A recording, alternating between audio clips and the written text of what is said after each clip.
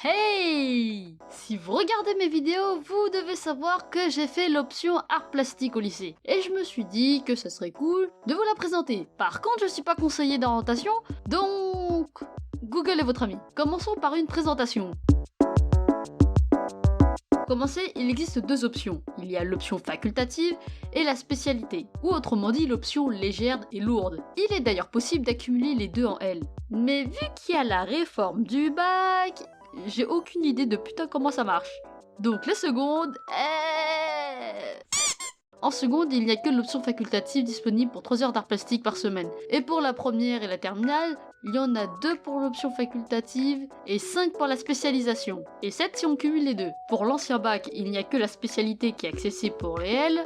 Vu que les filières disparaissent, je pense que ça pourra peut-être permettre à plus de personnes de choisir les options qu'ils veulent. Enfin, j'espère. Putain, c'est de la merde. Putain, éducation nationale. Tu es de la merde. Donc, cette filière permet de découvrir des domaines artistiques, dessin, peinture ou moulage, et de se construire une culture artistique. Bon, je trouve que c'était une bonne présentation. Maintenant, on va détailler les cours.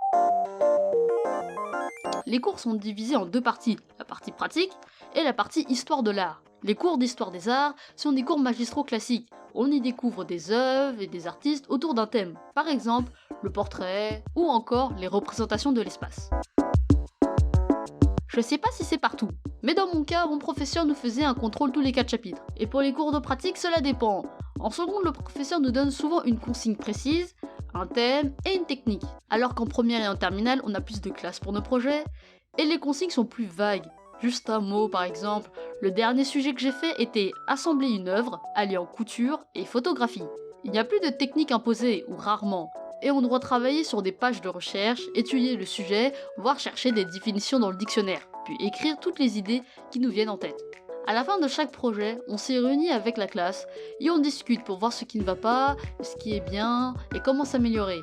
Alors en seconde, généralement les gens sont plus nombreux, ou peut-être en facultative aussi, arrivés en spécialité, les classes sont plus réduites, par exemple on est 13 dans ma classe, donc dans des classes comme ça plus petites, tout le monde a la chance de passer et de pouvoir discuter, avoir un mot et apprendre 2-3 leçons des précédents travaux. La différence avec la seconde, c'est qu'on doit présenter nos œuvres avec nos pages de recherche, car l'un des sujets du bac est le chemin de l'œuvre. Il faut qu'on explique comment est-ce qu'on est arrivé du sujet à l'œuvre qu'on est arrivé à travers nos idées, nos essais et un point de vue, une argumentation plastique.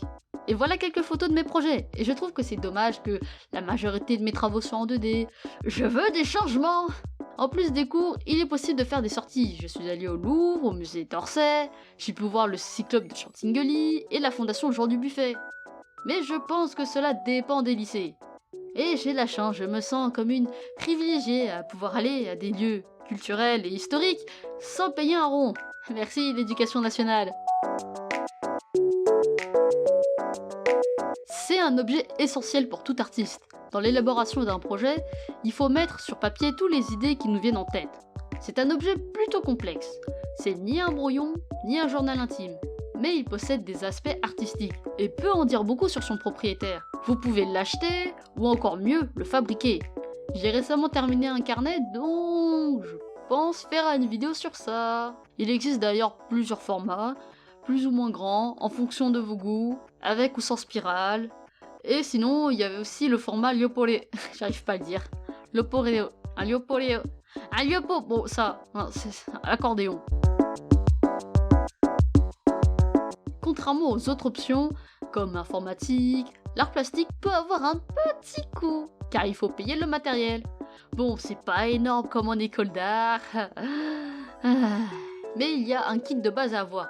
Des crayons et tout ce qu'il faut pour dessiner. Bon, il y a aussi le carnet d'artiste, il y a un stock de feuilles, généralement format raisin. Je conseille d'acheter une 15aine de feuilles. Un carton à dessin, aussi format raisin, ou du moins du même format que les feuilles. Et de la peinture, c'est bon pour un début. Et il y a d'autres fournitures, mais je conseille d'attendre durant l'année avant d'acheter. Par exemple, j'ai suivi la liste de fournitures à la lettre, alors que je n'ai jamais utilisé de pastel sec. Et maintenant, je sais pas quoi en faire avec. Le matériel viendra avec vos projets. La classe possède aussi du stock, comme cette planche de bois que j'ai utilisée pour peindre. Et n'achetez pas de la laque qui coûte cher pour vos illustrations poudreuses. Privilégiez plutôt les laques pas chères de type Carrefour.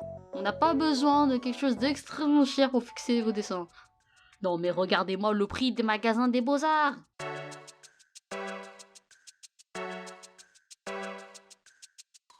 Bon, vu que j'ai plein d'autres trucs à dire, mais pas assez pour faire une partie, je mets tout là. L'ARPLA, c'est la seule matière où on peut copier sur les autres et s'inspirer. Je vous conseille aussi, durant les travaux pratiques, à vous lever autour de la classe et à regarder les travaux des autres.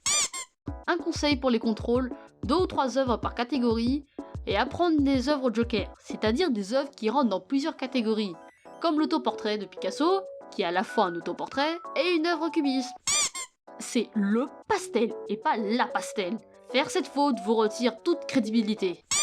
Il n'existe pas de cours de dessin à proprement parler. Il va falloir dessiner en dehors des cours, donc remplissez vos carnets d'artistes. Mais il arrive parfois qu'on fasse des séances de dessin d'observation. Et faire de l'art plat ne veut pas dire qu'on est bon au dessin. Dans ma classe, il y en a qui font de la photographie par exemple. Ce n'est pas pour rien qu'on appelle cela des arts plastiques. Un message pour ceux qui ont un style manga, vous allez souffrir. Pour les entretiens pour les grandes écoles. Et ce n'est pas parce que vous faites art plastique que vous allez faire des études en école d'art. Vous pouvez faire du journalisme par exemple, et le jour où vous écrirez un article de la dernière expo de cubisme du coin, vous pourrez utiliser les connaissances que vous avez appris en cours. Ou pas. Bon, j'espère que cette vidéo vous aura instruit, plus sur les cours. J'aurais bien aimé vous parler du bac, des réformes, mais je ne suis pas formé pour ça, et je n'ai rien compris. Sur ce, bonne chance pour vos études.